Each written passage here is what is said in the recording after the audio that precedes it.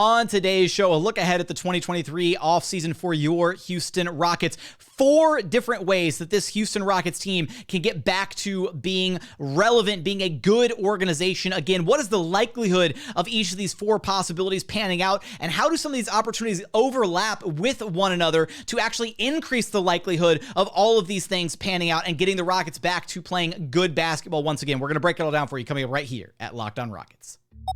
This is Mission Control, Houston. Ignition sequence start. The Houston Rockets select Jalen Green, Alperen Sengun, and Jabari Smith Jr.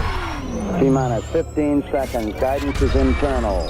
Every time I step on that floor, I'm coming. Hey, Houston fans, I am so happy. You're getting somebody who's going to come in with a chip on their shoulder, somebody who's going to come in and compete from day one. 6, 5, 4, 3, 2, 1.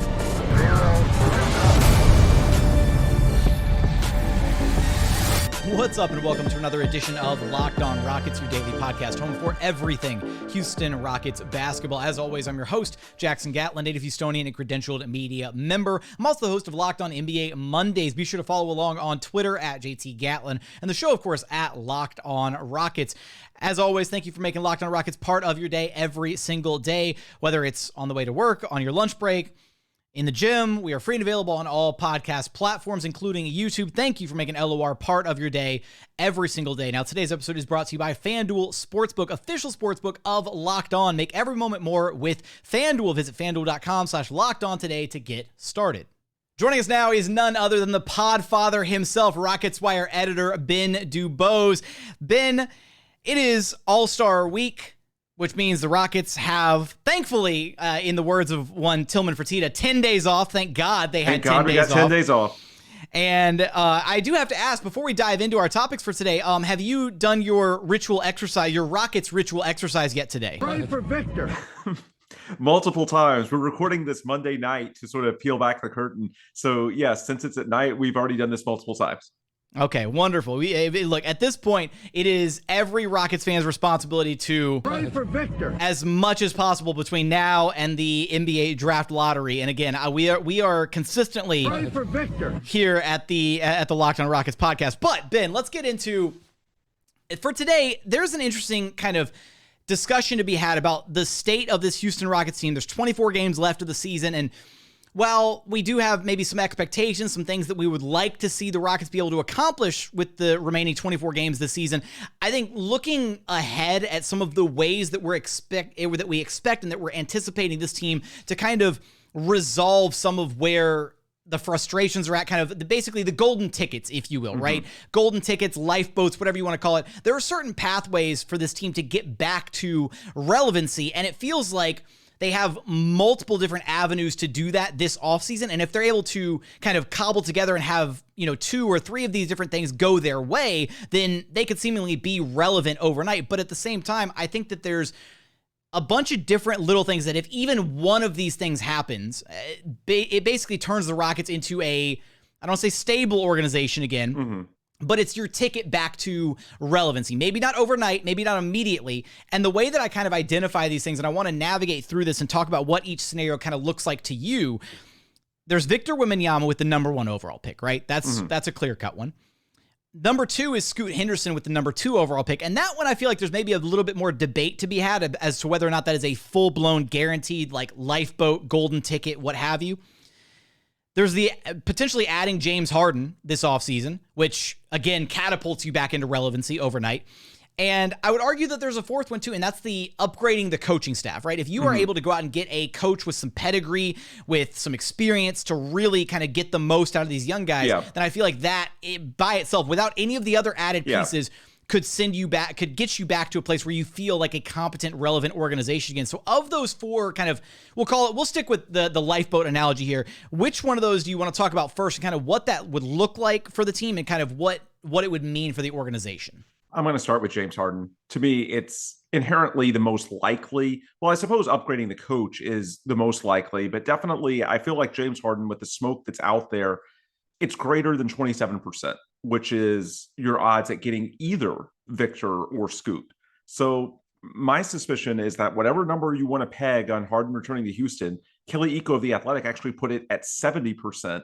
in his NBC interview on Sunday night's Sports Sunday with KPRC. Whatever that figure is, it's better than 27% in my opinion. And the thing about James Harden, I know he's going to be 34 years old, but because of that, it's even more of an immediate jolt. If you get Victor or Scoot, certainly it makes you more relevant in that all of a sudden you have one of the most intriguing young cores in the entire NBA. But it's not as if that a group that young is all of a sudden just going to flip the switch and be that dramatically different than what you have this year. Now, as compared to this year, you should be able to just out-talent a lot of the young teams, which can get you a few more wins. And also, if you have better coaching, if you bring in veteran role players, like we've talked about at several points this year, and you supplement the young guys with that, then, yes, you can stack wins in a hurry. I do think it would be a mistake. Whatever number the Rockets finish with in wins this year, 15 to 20, it's going to be a mistake to use that like truly as the baseline. Because if you just upgrade a few of the complementary spots and the coaching, then it's really not that difficult to get from like, the 15 to 20 range to like the 25 to 30 if you're actually trying to win. And by actually trying to win, I don't mean just going out and rolling the ball out and trying to on a given night. No, I mean when you're actually constructing the roster in the offseason, making moves throughout the year, actually trying to maximize your win total if you care about that, which they should next year because of the draft obligations to OKC.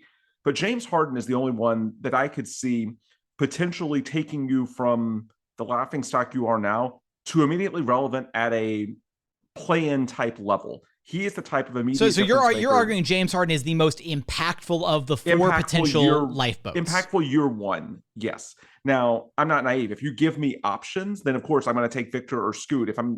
If someone says, Ben, do you want James Harden or would you take Victor or Scoot? Of course I take Victor or Scoot because there's more long-term value to that. But in terms of lifeboats for next season, I don't think anything is more of a jolt than James Harden because at this point, it is very difficult to imagine a healthy James Harden being on a bad NBA team. He doesn't just score. He makes everyone around him better.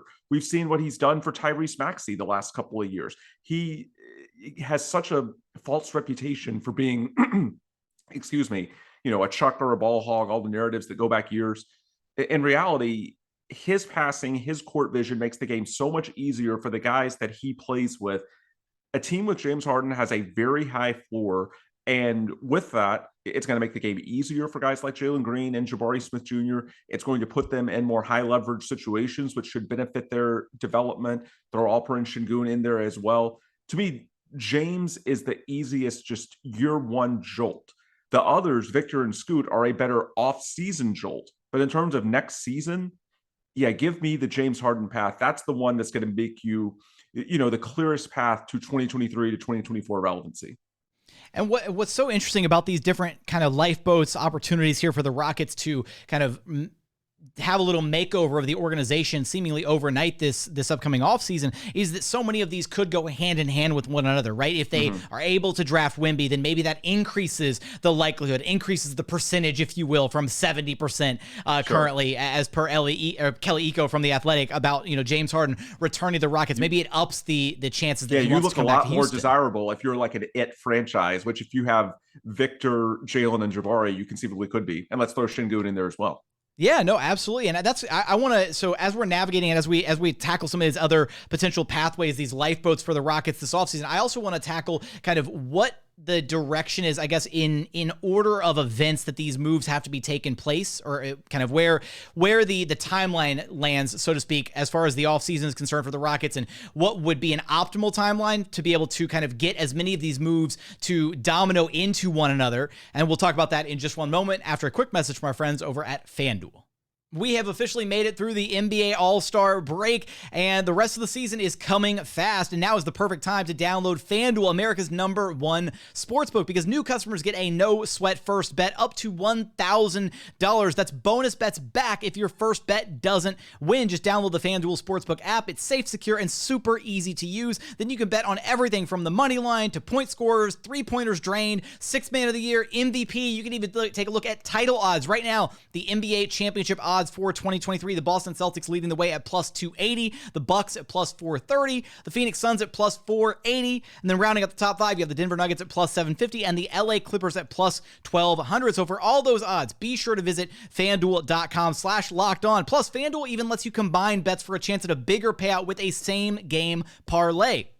So don't miss the chance to get your no-sweat first bet up to $1,000 in bonus bets when you go to FanDuel.com/lockedon. That's FanDuel.com/lockedon to learn more. Make every moment more with FanDuel, an official sports betting partner of the NBA. And continuing on here at Locked On Rockets, your daily podcast home for everything Houston Rockets basketball. Now, talking about the Harden opportunity, Ben, I fully agree with you that he would be the immediate, like, overnight, all right, he's going to elevate you back to some level of relevancy, right? We've basically seen James Harden. He's a one-man show that can get you to the playoffs. He's not the same James Harden of old, but even in his current level of production, I feel like he elevates the team enough. There's enough talent on this Rockets team that you would understandably hope that they'd be good enough to at least kind of sniff the play-in area, right? Now, when you look at these different opportunities for the Rockets, I think there's a very clear-cut like order of operations that has to happen here. And the very first domino that I've always chalked up is the idea of the draft lottery. Now, we're basically operating under the assumption that Steven Silas is probably gone at the end of this Rocket season. If not before then, probably not before then. I assume the Rockets will just kind of let him walk at the end of the season and maybe kind of try to paint it as a, hey, both sides are just mutually agreeing to part ways. It didn't work. Best of luck. We have nothing but love for Steven, yada, yada, yada. In fact, Big O, a loyal Rockets listener, suggested that in Rockets Watch, and I honestly think that is probably what's going to happen this offseason. So when you look at the first domino to fall being the NBA draft lottery, I mean, I don't know if there's a precedent. Like, when could we expect the Rockets to make that move on the coaching front, right? That other of the potential lifeboats, right? I feel like there's an argument here where, right, like that could be one of the early dominoes, right? Either they figure out their coaching situation right away as soon as the offseason hits and they're like, no, this is our guy. We went out and got him. He believes in what we can try to accomplish. Or you let all the other dominoes fall into place and then maybe you're a more attractive destination to a higher tier level of coach, if that makes sense. Yeah, and it is worth noting that in 2020, they cast a very wide net. Mike D'Antoni let them know that he wasn't coming back on the flight back from Florida, which was around like the 10th or so of September. And they did not officially hire Steven Silas until late October was when I believe it was leaked to Woj that the deal was done. It took a while and they always cast a wide net. They talked to a lot of guys. And even though Daryl Morey is not with the team anymore, we know now in hindsight that it was Rafael Stone leading the search. So I would not expect that to change this time. There's value in just simply making the connections, networking, picking a lot of brains, and talking to different people. So I would be surprised if they make a hire quickly, i.e. within a week or two, if they already know who it's going to be. And by the end of April, well before the draft lottery, which is May 16th, that they're set. Now, maybe they're coming around the same time as the draft lottery, but it wouldn't shock me if it even extends after that. I do think you're going to have to at least be pretty far down the road with the coaching process. You're going to have to, I think, work on parallel paths, really. While you're going through the scouting process, you're going to have to be at least narrowing it down to 2 or 3 coaches. Now, it could turn out that perhaps if you get lucky in the lottery, then it makes you all the more attractive to one of those coaches. But then again, it goes the other way too. If you're banking on that and then you don't get Victor or Scoot, then it's sort of like, well, are you more desperate? Are they going to hold out for more money? Or are they going to choose a different franchise over you? I mean, there's a little bit of a gamble that goes with that.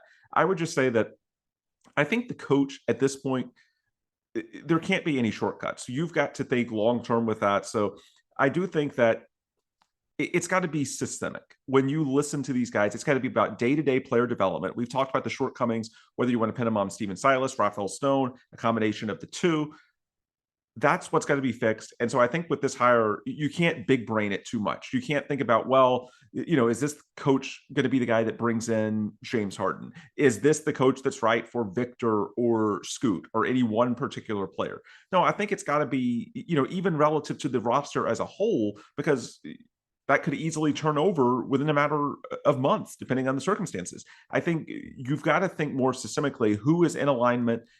To me, they need a coach who can be a good standalone guy, because like the argument that we hear way too often with Stephen Silas is, oh, he was brought in to coach James Harden and Russell Westbrook. Well, he's still an NBA level coach, right? He should be able to coach the team to a certain degree. And I think that's one of the frustrating issues that you look at with Silas is, like, he should be able to, or he should have been able to mold his basketball philosophy, his approach to the game, whatever, to match the group that he has at hand. Not this idea of, oh, if he had a different roster, he would look a lot better. Yeah. And another thing, there's been a lot of criticism this year of Rafael Stone and questions of, is he too heavy-handed?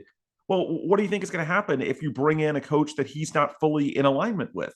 He's still going to want to be very involved. If you want Rafael Stone to take more of a step back, or you think that that's a problem, then a huge priority is bringing in a head coach who's going to immediately command respect, not just from the players, but the front office as well, so that Rafael and everyone else in the front office, ownership, whoever you want to point to, can have a high degree of trust and say, hey, I trust this guy to go in and lead the day-to-day so that I don't need to think about or worry about that maybe as much as they have this year. There's just a lot of ways that you have to look at this. And I think it would be very short-sighted to think that, bringing in a coach for James Harden, for Victor or Scoot or any temporary Band-Aid is the way to go. It's got to be more organizational. It's got to be systemic. I think one of the problems, and we'll probably hear it, not in the official press release, but after what happened in 2020 and ultimately Stephen Silas not working out, there's going to be this PR spin of, well, James Harden was still on the roster, even though there were whispers of what was going on behind the scenes, and clearly it was. They're going to say, we were hoping to make it work with James Harden, and that would be a good fit for Stephen Silas, who was coming off of the most efficient offense in NBA history with Luka in Dallas. And they're just going to say the rebuild was a bit of a, round peg, square hole relative to expectations. Whereas in this case, back then it was James Harden at his peak, but even that proved to be somewhat misguided in hindsight if we take that logic at face value, because all it takes is James Harden declaring the situation is crazy, and all of a sudden everything has sort of changed. And now it feels like Silas and Stone aren't really in alignment on some fronts. So I think even, going back there, if you use the logic, which I suspect they may, that hire was made at least in large part with Harden in mind, then okay, that's part of the shortcoming. That's part of why it didn't work out with how they had to pivot. So I think with this, yes. So with this hire, right? This hire in mind needs to be a coach who can be it's got to be a coach. It's got to be a coach who can stand on his own 2 feet, regardless of who's on the roster, right? It's got to be a coach that can be his own guy. Yeah, it can't be just for one scenario. It can't be even if it's Victor or Scoot. You never know what's going to happen. You can have one false step and somebody blows an ACL or an Achilles. You can't depend on James Harden coming, and even if he does, he's 34 years old. It's not like he's going to radically turn you into a championship contender overnight. It's got to be much more about just an overall coherent philosophy, organized from the top on down, ownership, front office, coaching. You've got to get that right. And there's no shortcuts. There's no Band-Aids. You've got to make sure that everybody is in sync. There's a system. It works. And it's bigger than any individual player, even a top prospect like Victor or Scoot, even a max free agent like James Harden. My 2 leading contenders at this point for that Rockets lifeboat, honestly, Ben, are I love the idea of Kenny Atkinson if the Rockets were able to pry him away from Golden State. And then also, despite potentially the negative PR surrounding him, I would jump at the opportunity to bring Ime Udoka here, right? Like seeing what the success that he had with Boston, the type of culture that he built there. I guess maybe we shouldn't talk about the culture that Udoka cultivated in Boston, but legitimately, right? He made a mistake. He atoned for it. He has, apologized for it. He has owned up to it. You move on from it, right? And as far as just his basketball credentials, he absolutely would warrant, a really, really thorough look as the potential next head coach of this Rockets team. And you might, right? A guy in Udoka's situation might be even more accepting of a potential role with the Rockets, because there might be, I don't want to say he's like, an outcast in NBA circles, but it's like there might not be, if you're a championship caliber team, a contender already, and you think you're like right there, maybe you don't risk going with like an Udoka hire because there's another good coach. I don't know. I just feel like the Rockets might have a leg up on this, because that's the kind of risk, right, with the associated negative, bad PR, baggage, whatever. Yeah. That's the kind of risk that you have to take if you're the Rockets, to take in somebody that's, maybe some damaged goods, if you will, and see what happens. And I know people are going to say it's a long shot, but I would go after Quinn Snyder as well, at least throw your hat in the ring. Because the one thing that you can say about a coaching search, there's no salary cap. This is one thing where, honestly, the pool of candidates that you are in, a lot of it is tied to just how willing your owner is to spend. And we know there's a lot of misgivings about Tillman Fertitta going back to 2019 and the luxury tax. This is a way to get the fan base back on board. If you want to jolt this Houston Rockets community back to life, a big name coaching hire that brings immediate trust and credibility, that's the way to do it. That's how you can get people buying in, because I know we talked about them buying all these second round picks and doing the little things in terms of ownership spending, but there's people that say, look, that's nice, but what's going to happen when they're a contender again and the salaries are skyrocketing? Are they going to pay the tax this time? And that's going to be a question that's going to sort of hover over this franchise until they do it. This is a way to make clear that, hey, ownership has learned, yes, we are very serious, because these big name coaches, it's going to take a lot of money. They know there's no salary cap, and it's not just on the head coach, it's assistants as well. To use Atkinson as an example, I think it's been reported that what happened in Charlotte last year when he almost took the job and backed out, he didn't have the money for his assistant pool that he expected to. And so it's not just about who the head coach is. It's also about, well, are you going to invest so that that guy can bring in the requisite assistance that he needs to, help him on offense and defense, whatever tilt he is. He probably wants a more proven hand on the other. And it's a whole financial package. And that's been a question of this ownership. And I think it's, it can bring the fan base back to life, whether you get Victor or Scoot or not. Having ownership that's brought in can be big for bringing this community back together. And I also think to tie it in with James Harden or anyone else you might pursue via free agency or trade other lifeboats, if you are able to get a big name like Atkinson, Udoka, Quinn Snyder, think about the message that sends to prospective stars, that to the rest of the league, really. Right. Is suddenly you go from being a laughing stock to being like, having credibility. We're going to take them seriously. Yeah, now. It's like, this ownership group is really, really serious. So yeah, that's a way that I think it's important on multiple levels. Certainly you need the day-to-day credibility and the structure. We talked about that ad nauseum, but I also think just the message it sends. Now, you don't make a hire, again, you don't hire candidate X because of, James Harden thinks this is the guy. No, that's a bridge too far. But I do think that an overall level of investment, yes, you make the choice, but if you're dipping in, the higher end pool, as opposed to, going between lesser names that you're sort of betting on, and maybe you bet right the way Oklahoma City seems to, maybe it goes the other way like Houston did with Steven Silas, but it's inherently a lot riskier, as opposed to if you're dipping your toes in, the end of the water that has the big fish, the guys like Atkinson and Udoka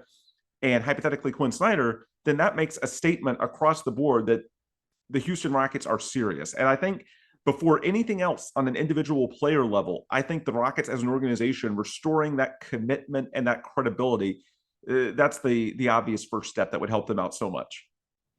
Coming up, what happens if none of these lifeboats pan out for the Rockets this offseason? The absolute worst case disaster class situation for the Houston Rockets. We're going to explore that in just one moment. And final segment here at Locked On Rockets, your daily podcast home for everything Houston Rockets basketball. Now, the one lifeboat that we didn't spend much time on, we talked a little bit about Victor Wembanyama and what he would, kind of mean and kind of the immediate impact he would have. Of course, that's ideally right. If you had your choice of these opportunities for the Rockets, Wemby is the long-term play, right? He's the one that makes the most long-term sense. That's the one you take 11 times out of 10 for sure. James Harden has the more like immediate upside. I'd argue that from a long-term play perspective, the coaching is also a really big one, as we talked about a lot there in segment 2, the impacts that a really high-quality coach can have, and the fact that is one area where, as far as a competitive advantage goes, right, if ownership is willing to spend and shell out for a top-tier coach, that can immediately elevate the organization to a completely different level, kind of bring you out of the basement, so to speak, get you back into the lobby overnight. Yeah, but, and by the way, one more point on the salaries. There's a lot of people that are going to hear us tossing out names like Atkinson and Udoka and Snyder and say the Rockets are the worst team in the league. You're dreaming. Actually, I don't think that's the way that these coaches with this many options are going to look at it. Again, look at Atkinson and Charlotte last summer. It's not just about the immediate roster, what you walk into year one. It's about the long-term puzzle. Are you the type of market that's willing to invest, that has the appeal, and finances is part of it. Also, Houston's a good market. That should help as well, assuming you're willing to invest. But it's about, not just year one, but long-term. Is this a place that they can see themselves for many years if the situation ends up working out? And so that's why the Rockets do have a chance, even if they look like a laughingstock now. Okay, if you make it look pretty clear with your investment to the coaches, their staffs, of course, you have all this money, basically a blank canvas. You can make the roster whatever you want it to be in many respects. And you have all this young talent that, in large part, is still at a stage in their careers where they could easily be molded. That kind of optionality may have a lot more appeal to a coach that, believes in himself and has a lot of pedigree, as opposed to a team that, I don't know, maybe they're in like the 30 to 40 win tier right now, but they aren't as willing or able long-term to, make the puzzle work. It's not just about year one for those types of coaches. And I think that's where the Rockets could have an opening. Do you pick the Wizards or do you pick Houston? Like you might be able to argue Houston, given it's almost to the point where it's like the Rockets are like a blank canvas, right? They're very near to being a blank. Like there's some smudges on the canvas right now left by somebody, S. Silas. I think he signed the signature at the bottom, and so you might have to erase some of those smudges, but you basically have a very fresh canvas to work with, and to mold these young guys to kind of make the team, the organization, what you want it to be, assuming you can find a coach whose beliefs and ideals kind of line up with current Rockets ownership, with the front office, all that. Sure. And if you can get that organizational cohesion from top to bottom, then that's when you strike gold and you're able to really achieve a lot of success. The one lifeboat we didn't talk about before we dive into the disaster class scenario is Scoot Henderson, which I think it's similar in conceptually to the Victor Wembanyama lifeboat, where if you get the number 2 overall pick, awesome. Scoot's not going to be nearly as much of an impact player as Victor is from day one. He is going to be good, but then I think that almost opens up a big can of worms, because then Scoot is the one that doesn't feed into all the other ones the way that Victor and Harden would be so complementary with one another. They, a coach would love having either of those two guys or both of them to work with. Scoot, if it happens, I almost want to say that lifeboat is solely a long-term lifeboat, and then suddenly you also have to, if you get Scoot, then obviously you didn't get Wemby, he went number 1. Right. You're probably not going to bring back James Harden if you got Scoot. At least I feel like that would almost be a mistake at that point. If you get Scoot, I feel like you're signing up to extend the shelf life of the rebuild, and that's the hard pill to swallow if you get the number 2 overall pick. Yeah, it is. I think the upside of Scoot is worth it. But I think that's a fair assessment. You may transition from swinging for someone like James Harden with your cap space to either rolling it over, or perhaps you go for more high floor role player types. And between Scoot, Jalen, and Jabari, and Alperen, Sengun as well, you have enough young talent in place that maybe you say, hey, the stars we can develop internally. And so maybe it makes a high floor route with your cap space more worthwhile in that type of scenario. But I agree, like Scoot, it would be slightly bittersweet. The talent would be really, really good. Of course, I'm a big believer in Scoot Henderson's intangibles as well. Everything that's been written about him in that regard is super encouraging. But I do think, at least in the short term, it would probably be, another couple of years of being relatively young, and, a leader like Scoot, and also still having the cap space to bring in veterans. It shouldn't be like this year. Again, it's, as I said earlier, it's really not that hard if you're trying to win to go from where they are now to, say, 25 to 30 wins. I don't think it's, adding 10 wins. It's not exactly an apples to apples, depending on exactly where you are in the standings. So I do think you can improve a little bit. But yes, in terms of like play-in relevance or playoffs, it would probably elongate your timetable. Yeah.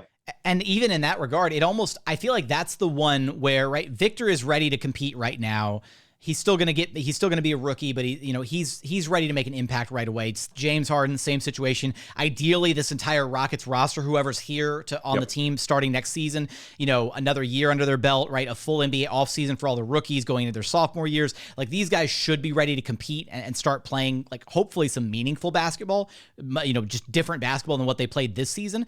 For Scoot, I wonder if that number 2 pick almost has the most impact on the direction of the coaching hire, because again, if you get Scoot, it almost guarantees you that the rebuild is going to be longer. So then they might basically have to sign up for yet another stepping stone coach, right? Where you might get a guy who is prioritizing development, right? You might get another coach who isn't one of the top tier, like championship level, championship pedigree type coaches. You might need another stopgap guy during the 2 or 3 years that you're going to need to let Scoot Henderson get up to par at the NBA level, which is concerning because, again, it basically feels like you're starting from the ground floor again with the rebuild. Yeah, for sure. And you would have to decide very quickly in that scenario what you're going to do for next season, because I'm sorry, the top 4 protection, as we saw in 2021, there is value to that, especially in a world with flattened lottery odds. Now, am I saying that, you tank an entire season for that? No, but you do sort of keep in mind, if you're in a scenario where it doesn't feel like anything is really realistic to get you that far up the standings anyway, then all of a sudden, if there's a realistic path for you to keep that pick in 2024, or maybe it's a scenario, we've seen the Rockets get creative. We've talked about that in recent episodes. Maybe the Rockets could then approach the Thunder and at some point say, look, you lost your pick in 2021. We'll take the protections off and take that risk off for you if you give us something. There's lots of different pathways.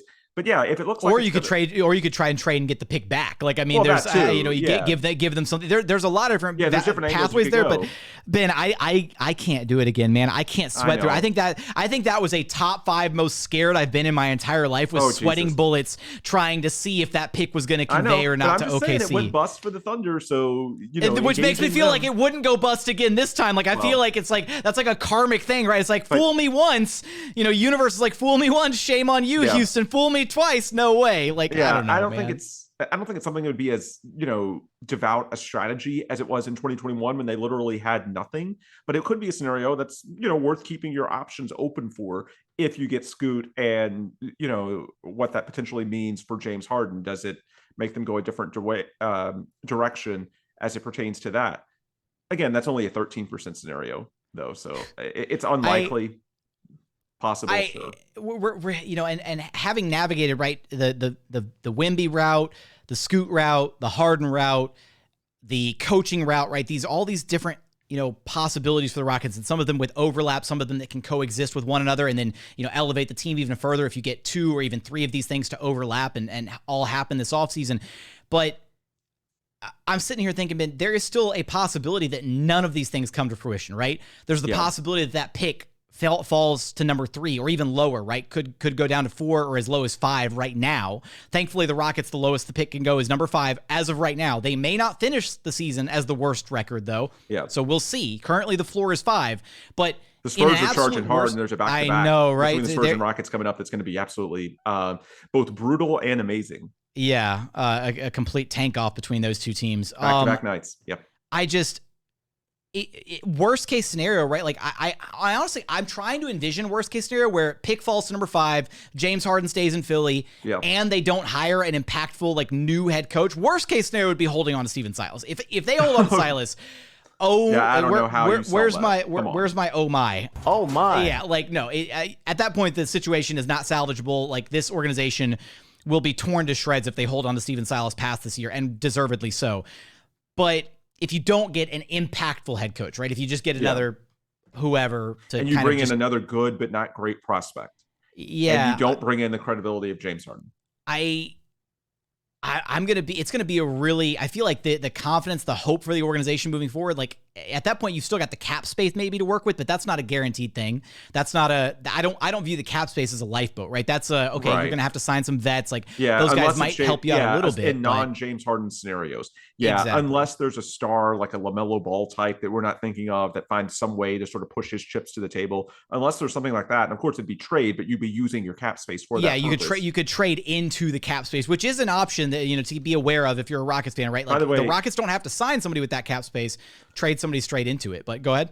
I was going to say, in these non-desirable salary cap situations where you feel you have to use it, I saw a suggestion on my Twitter timeline tonight that's actually pretty big-brained and impressive.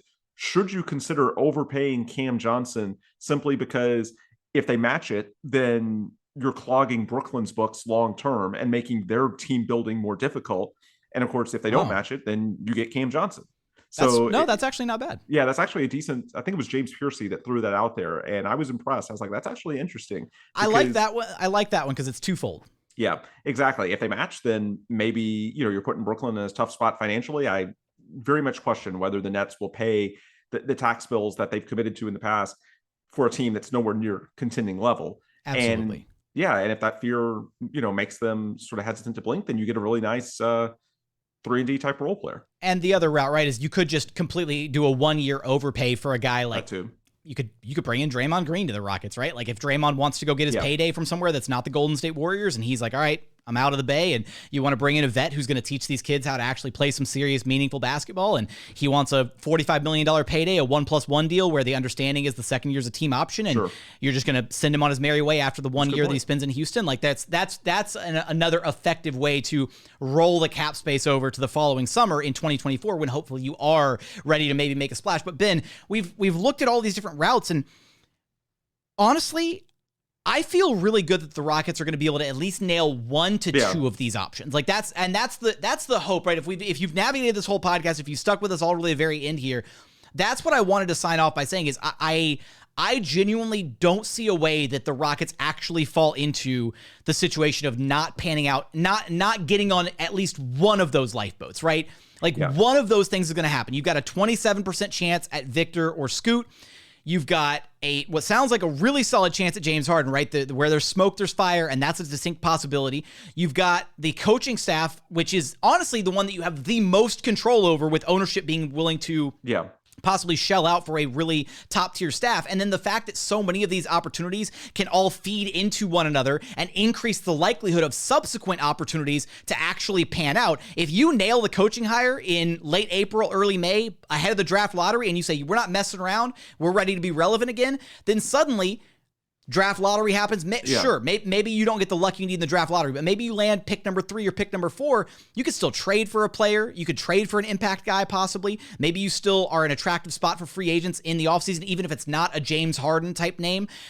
I feel like it's going to be really hard to mess up this offseason. And as I'm saying that, now I'm like regretting it, because it's going to be in receipt format, and we're going to have to revisit this podcast in like 6 months and see how it all actually panned out. But I honestly feel pretty good about where the organization is in a macro sense. I do too. The one potential fly in the ointment when it comes to that plan, I hope that ownership and the front office are in alignment when it comes to this coaching search. That was a phrase that Rafael used in his interview this weekend with Brian T. Smith, that, they're bought in on the plan now, which makes sense. I mean, everybody knew what this season was about in the macro and maximizing your pick window before the OKC obligations come back into play.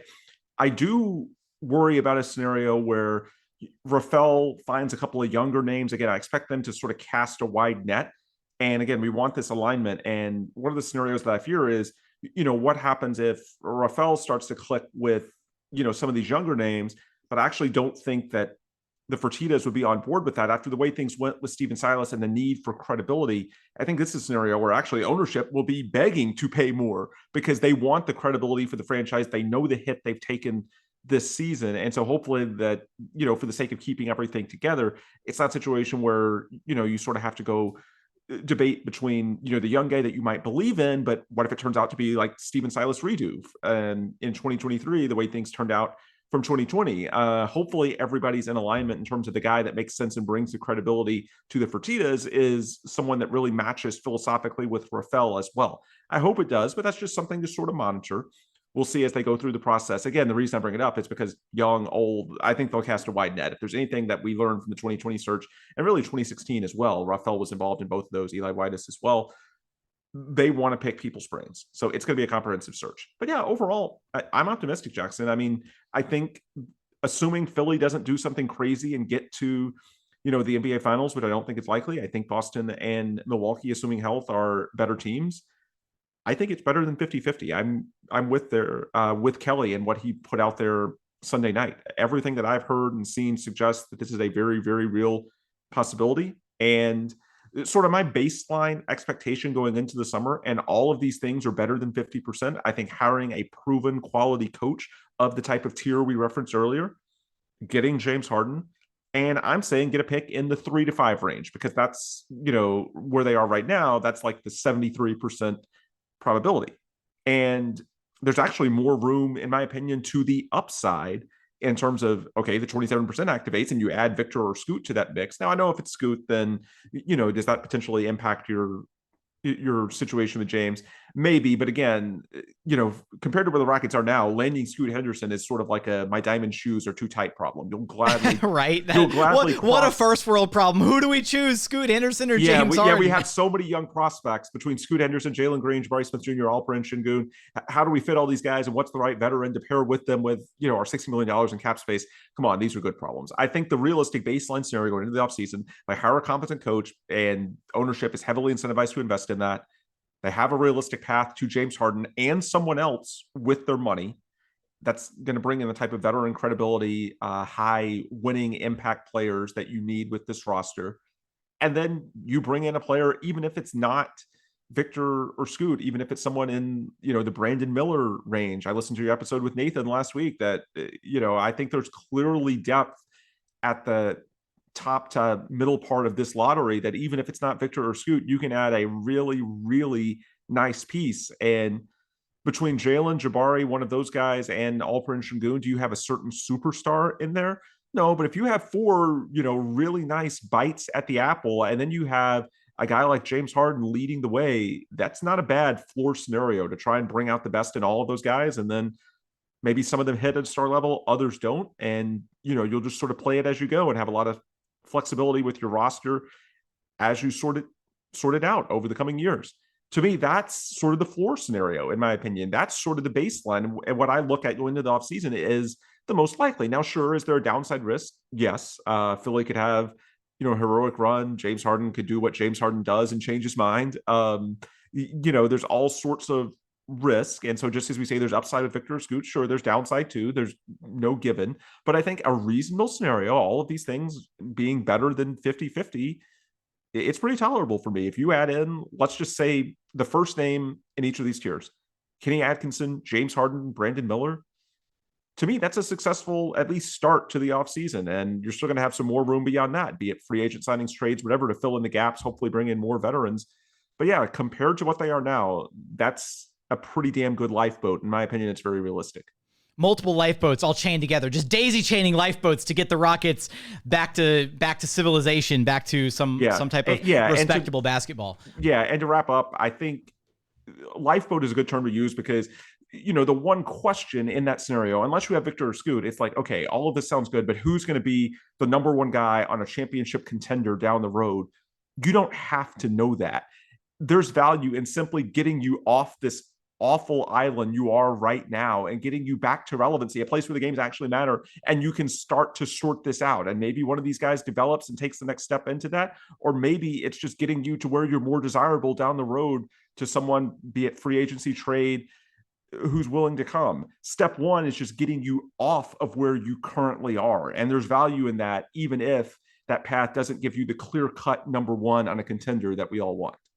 Absolutely. Could not agree more. Ben, fantastic. This was I really thoroughly enjoyed this discussion because I think there's so many interesting pathways and opportunities for this Rockets team this offseason. And genuinely, I've been feeling pretty positive about the macro, the big picture look of the organization, even though in the day-to-day has been brutal and awful. Yeah. And we're almost at the end, right? 24 more games. We're at the tail end of the tank. Just grit your teeth, bear it for a little bit longer this season. It's almost over. But the big picture, there's still a lot of positives. There's a lot of hope.